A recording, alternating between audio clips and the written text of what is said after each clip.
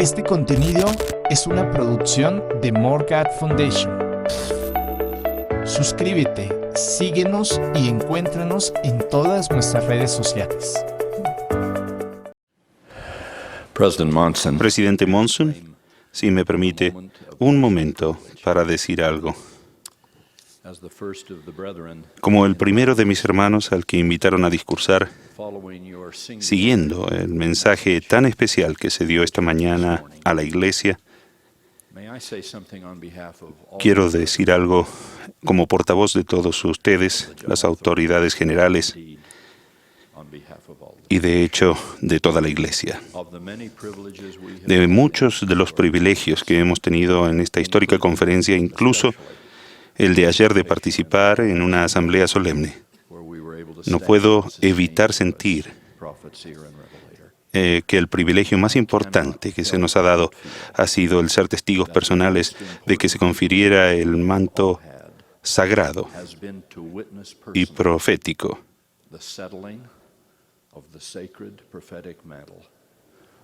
sobre los hombros del presidente Monson, casi como si fuera por las manos de los ángeles mismos.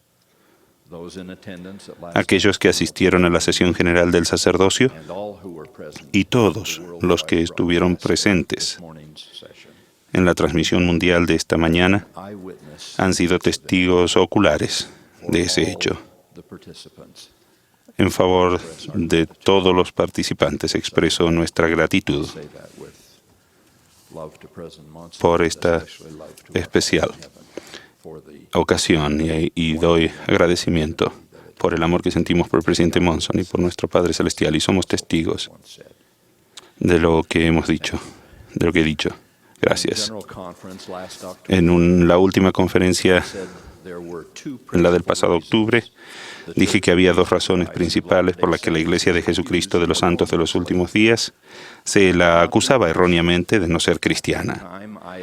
En esa ocasión hablé sobre uno de esos asuntos doctrinales, nuestra postura en cuanto a la Trinidad basada en las Escrituras, y hoy me gustaría hablar de la otra doctrina principal que caracteriza nuestra fe y que a algunos causa preocupación, la cual es la audaz afirmación de que Dios continúa declarando su palabra y revelando su verdad, revelaciones que exigen un canon de escrituras abierto. Algunos cristianos, en gran parte por el genuino y sincero amor que tienen por la Biblia, han declarado que no puede haber escrituras autorizadas más allá de la Biblia. Al decretar cerrado el canon de revelación, nuestros amigos de algunas denominaciones cierran la puerta a esa expresión divina que en la Iglesia de Jesucristo de los Santos de los Últimos Días estimamos tanto: el Libro de Mormón, Doctrina y Convenios, la perla de gran precio, y la guía continua recibida por los profetas y apóstoles ungidos de Dios. Sin atribuir malos sentimientos a los que tomen esas posturas, respetuosamente, pero con firmeza, rechazamos tal caracterización del cristianismo que no se basa en las Escrituras. Uno de los argumentos que con frecuencia se utiliza para cualquier defensa de un canon cerrado es el pasaje del Nuevo Testamento de Apocalipsis 22:18, que dice: «Yo testifico a todo aquel que oye las palabras de este libro, si alguno añadiere a estas cosas, Dios traerá sobre él las plagas que están escritas en este libro». Sin embargo, existe un contundente consenso entre los especialistas en textos bíblicos de que este versículo se aplica solo al libro de Apocalipsis y no a toda la Biblia.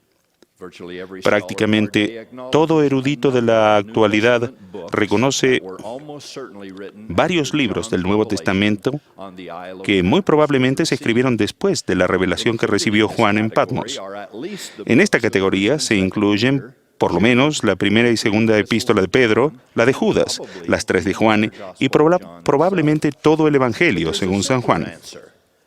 Existe una respuesta más sencilla que explica por qué ese libro del último que tenemos hoy como el último libro del Nuevo Testamento no se aplica a toda la Biblia, y es porque la Biblia, como la conocemos ahora, una colección de textos encuadernados en un solo tomo, no existía cuando se escribió ese versículo. Por ejemplo, siglos después de que Juan aportó sus escritos, los libros individuales del Nuevo Testamento estaban en circulación separados o quizá combinados con unos cuantos otros textos, pero casi nunca como una colección completa.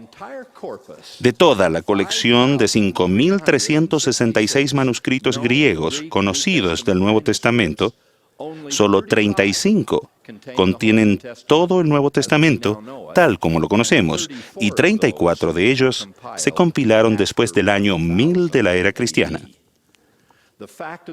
El hecho es que prácticamente todo profeta del Antiguo Testamento y del Nuevo Testamento ha agregado escrituras a las recibidas por sus predecesores. Si las palabras de Moisés en el Antiguo Testamento fueron suficientes, tal y como algunos por error las pudieran haber considerado, entonces, ¿por qué existen las profecías posteriores de Isaías o las de Jeremías que le siguen? Y ni se diga de Ezequiel, Daniel, de Joel, Amós y el resto. Si una revelación dada a un profeta en determinada época fuera suficiente para todas las épocas, ¿qué justifica la existencia de las otras? Jehová mismo lo aclaró cuando le dijo a Moisés: mis obras son sin fin, y mis palabras jamás cesan.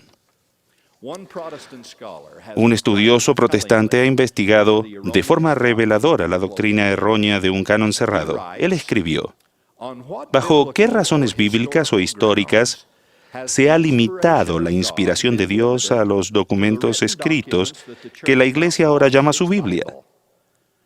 Si el Espíritu inspiró solo los documentos escritos del primer siglo, ¿significa que el mismo Espíritu no habla en la actualidad a la Iglesia sobre asuntos que son de gran importancia?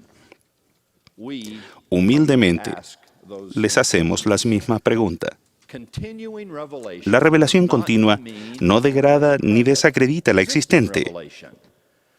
El Antiguo Testamento no pierde su valor ante nuestros ojos cuando se nos presenta el Nuevo Testamento.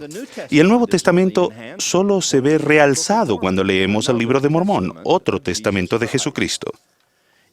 Al considerar las escrituras adicionales que los santos de los últimos días aceptan, podríamos preguntar: ¿acaso los primeros cristianos, quienes por décadas tenían acceso solamente al Evangelio básico según San Marcos, considerado el primero de los evangelios que se escribió, se sintieron ofendidos por recibir las relaciones más detalladas de Mateo y de Lucas?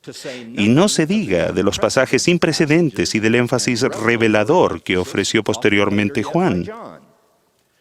Seguramente se regocijaron porque seguían recibiendo pruebas cada vez más convincentes de la divinidad de Cristo, y asimismo nos regocijamos nosotros. Por favor, no me malentiendan. Amamos y veneramos la Biblia, tal como el elder M. Russell Ballard enseñó tan claramente desde este púlpito hace un año. La Biblia es la palabra de Dios. Siempre se le menciona primero en nuestro canon lo que llamamos los libros canónicos de la Iglesia. De hecho, fue un encuentro divinamente ordenado con el 5º versículo del primer capítulo del libro de Santiago, lo que llevó a José Smith a su visión del Padre y del Hijo, y que dio origen a la restauración del Evangelio restaurado de Jesucristo en nuestros tiempos.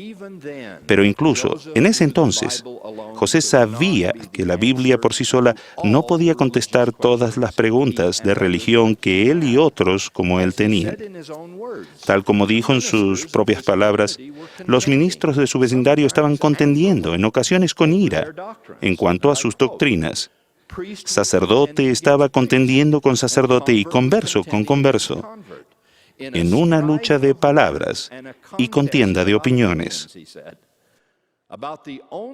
Casi lo único que estas religiones en contención tenían en común era, irónicamente, su creencia en la Biblia. Pero tal como José escribió, los maestros religiosos de las diferentes sectas entendían los mismos pasajes de las Escrituras de un modo tan distinto que destruían toda esperanza de resolver el problema en cuanto a cuál de las iglesias era la verdadera, recurriendo a la Biblia. Claramente, la Biblia, que con tanta frecuencia se describía en ese tiempo como el punto de encuentro, desafortunadamente no lo era. Era el campo de batalla. Por consiguiente, uno de los grandes propósitos de la revelación continua por medio de profetas vivientes es declarar al mundo, por medio de testigos adicionales, que la Biblia es verdadera. Un profeta de la antigüedad dijo que se escriben estos, refiriéndose al libro de Mormón, con el fin de que creáis en aquellos, refiriéndose a la Biblia. En una de las primeras revelaciones que recibió José Smith, el Señor dijo: «He aquí, no traigo a la luz el libro de Mormón para destruir la Biblia, sino para aumentarlo». Es necesario señalar algo más. Ya que está claro que había cristianos mucho antes que hubiera Nuevo Testamento o incluso de una compilación de los dichos de Jesús, no se puede por tanto sostener que es la Biblia lo que hace a uno cristiano. En las palabras del estimado estudioso del Nuevo Testamento, N.T. Wright, dice: el Jesús resucitado, al final del Evangelio según San Mateo, no dice: «Toda autoridad en el cielo y en la tierra se da a los libros que todos ustedes van a escribir», sino que dice: «Toda potestad me es dada en el cielo y en la tierra». En otras palabras, las Escrituras mismas señalan que la autoridad final y verdadera pertenece a Dios mismo y no a las Escrituras en sí. Por lo tanto, las Escrituras no son la fuente suprema de conocimiento para los santos de los últimos días, sino que son manifestaciones de ellas. La fuente suprema de conocimiento y autoridad para los santos de los últimos días es el Dios viviente. La comunicación de esos dones proviene de Dios como revelación viviente, vibrante y divina. Esta es una doctrina fundamental de la Iglesia de Jesucristo de los Santos de los Últimos Días y nuestro mensaje al mundo, con el que se resalta la importancia de la asamblea solemne de ayer, en la que sostuvimos a Thomas S. Monson como profeta vidente y revelador. Creemos en un Dios que participa en nuestra vida, que no es mudo, ni está ausente, ni que, como Elías el profeta dijo en cuanto a los dioses de los sacerdotes de Baal, va de camino, tal vez duerme y hay que despertarle. En esta iglesia, incluso nuestros niños pequeños en la primaria recitan: «Creemos todo lo que Dios ha revelado, todo lo que actualmente revela, y creemos que aún revelará muchos grandes e importantes asuntos pertenecientes al reino de Dios». Al declarar nuevas escrituras y revelación continua, rogamos que nunca seamos arrogantes o insensibles, debido a que en una visión sagrada que ocurrió en lo que ahora es una arboleda sagrada, se respondió afirmativamente a la pregunta: ¿Dios existe? José Smith y la Iglesia de Jesucristo de los Santos de los Últimos Días nos impulsan a hacernos la siguiente pregunta en forma natural: ¿Él habla? Traemos la buena noticia de que sí lo hace y que sí lo ha hecho. Con un amor y un afecto que nace de nuestro cristianismo, invitamos a todos a indagar la maravilla de lo que Dios ha dicho desde tiempos bíblicos y los que está diciendo aún ahora. En un sentido, José Smith y los sucesores proféticos de esta iglesia responden al desafío de Ralph Waldo Emerson, aquel que dio a los alumnos de la escuela de Harvard Divinity School hace 170 años, que se cumplirá este próximo verano. Y ese grupo de los mejores y más inteligentes protestantes, el gran sabio de Concord, Massachusetts, imploró que enseñaran que Dios es y no fue, que Él habla, no que habló. Testifico que los cielos están abiertos y que José Smith fue y es un profeta, que el libro de Mormón es realmente otro testamento de Jesucristo. Yo testifico que Thomas S. Monson es el profeta de Dios, un apóstol moderno que tiene las llaves del reino en las manos, un hombre sobre quien personalmente he visto caer el manto. Testifico que la presencia de tales voces autorizadas y proféticas y de las revelaciones continuas canonizadas han sido la parte central del mensaje cristiano siempre que el ministerio autorizado de Jesucristo ha estado en la tierra. Testifico que ese ministerio está sobre la tierra nuevamente y que se encuentra en esta, la Iglesia de Jesucristo de los Santos de los Últimos Días, con sincera devoción a Jesús de Nazaret como el Hijo mismo de Dios, el Salvador del mundo. Invitamos a todos a examinar lo que hemos recibido de Él, a unirse a nosotros y beber profundamente de la fuente de agua que salta para vida eterna. De estos recordatorios que fluyen constantemente de que Dios vive, que nos ama y que habla. Agradezco profundamente y en forma personal que sus obras son sin fin y que sus palabras jamás cesan. Testifico de esa amorosa y divina atención y de los registros que tenemos de ella. En el sagrado nombre de Jesucristo. Amén.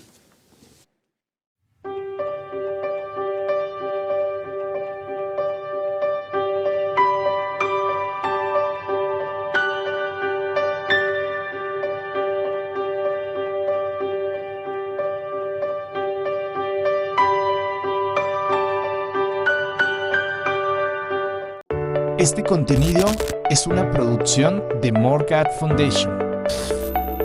Suscríbete, síguenos y encuéntranos en todas nuestras redes sociales.